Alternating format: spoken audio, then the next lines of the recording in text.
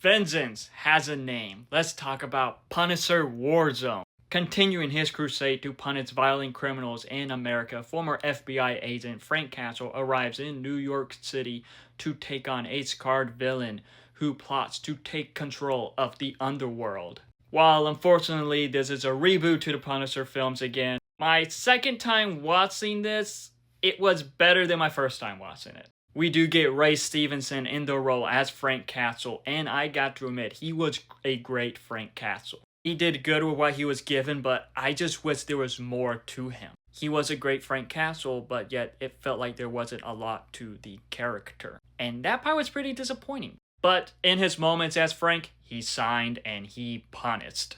We also do get Dominic West as Jigsaw, and the design on Jigsaw just looked gross, gruesome, and that was really the best part about the character. We do get Colin Salmon as Paul Budiansky, who was this FBI agent trying to track down Castle. And I thought he was good in the film, but there were parts in this film that felt like him and Jigsaw were the main characters, which was pretty questionable. But Wayne Knight also played Micro in this, and I thought Wayne Knight was good. He brought a bit of a humorous side to the film. He probably could have had a bigger role though. But with this film, I like how it takes place in New York City this time.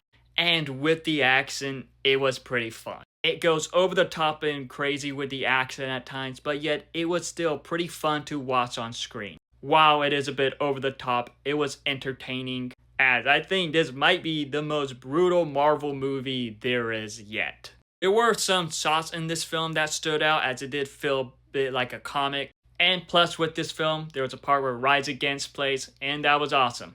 But with this film, there are times where it does feel like it is a bit over the top with the accent, as it becomes a bit goofy. Sure, while it is pretty entertaining, at the same time it could just get goofy. Then you have some characters with awful New York accents. And I just wish it focused more on the Punisher. Because like I mentioned, it felt like that Paul and Jigsaw at times were the main characters. And it just didn't focus enough on the Punisher himself.